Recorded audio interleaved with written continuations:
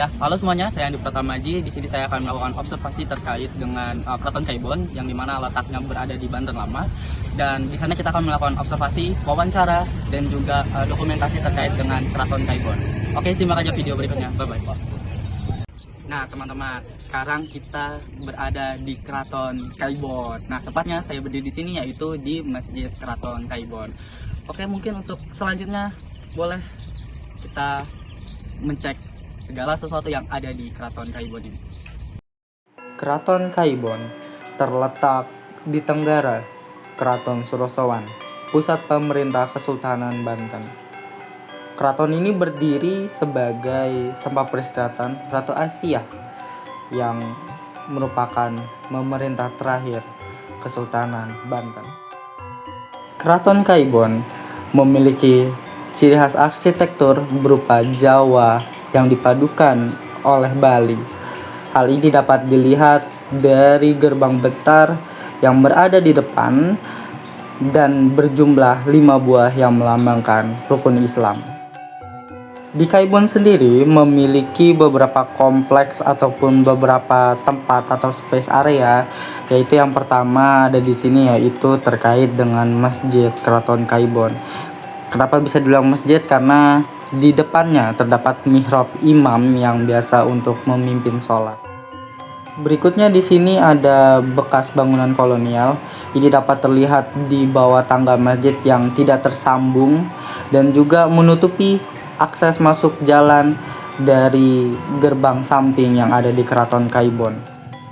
Berikutnya di sini adalah ruang tunggu yang dimana ketika tamu negara atau rakyat biasa ingin menghadap, ianya perlu untuk terlebih dahulu menunggu di sini sampai dipanggil oleh Sultan ataupun Ratu Asia.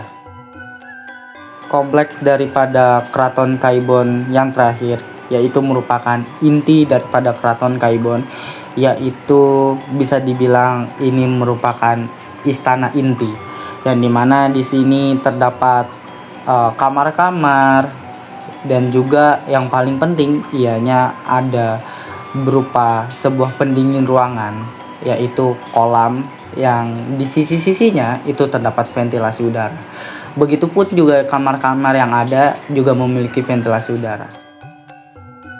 Selain melakukan observasi lapangan, tentu saya juga melakukan wawancara terhadap 4 narasumber. Yang pertama adalah dari pihak pengelola, yang kedua adalah pihak akademisi, yang ketiga adalah pihak masyarakat lokal, dan yang terakhir ada pihak pemerintah.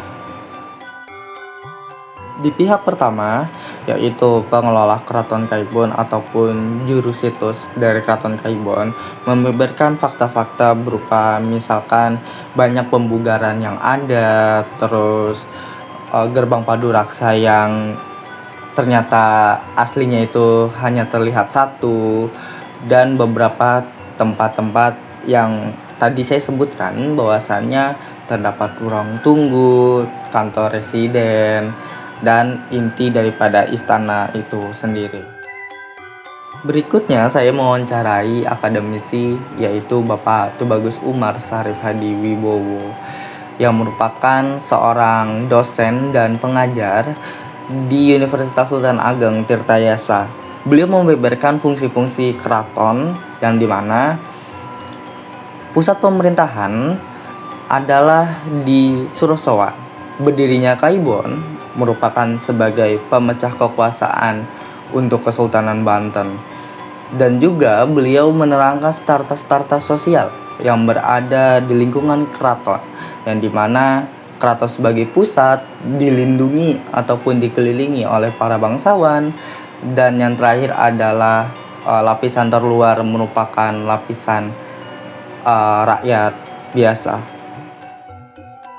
Berikutnya pihak ketiga yaitu warga sekitar. Saya mewawancari Bapak Rohim sebagai juru parkir yang ada di Keraton Kaibon. Ya, beliau menuturkan bahwasannya adanya Keraton Kaibon itu sebagai pembangkit ekonomi masyarakat lokal, dan adanya Keraton Kaibon juga disenangi oleh warga sekitar karena menjadi tempat rekreasi sekaligus wisata yang ada di sekitar sana. Pihak terakhir yang saya wawancarai yaitu Pak Ginandar sebagai staf di Dinas Pendidikan dan Kebudayaan Provinsi Banten. Beliau menerangkan bahwasannya Provinsi Banten ataupun Pemprov Provinsi itu mendukung upaya pelestarian situs-situs dan juga terkait dengan program yang ada yaitu mengajak para siswa ke situs yang tercatat di Provinsi Banten, dan surat-surat ini diteruskan kepada pemerintah kabupaten dan kota di Provinsi Banten.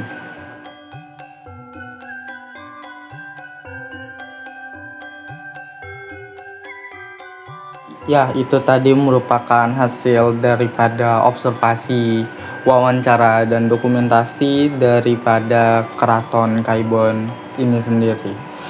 Keraton Kaibon merupakan sebuah keraton yang unik di tengah sejarah Banten. Mungkin segitu saja yang bisa saya paparkan. Sampai jumpa di tugas berikutnya.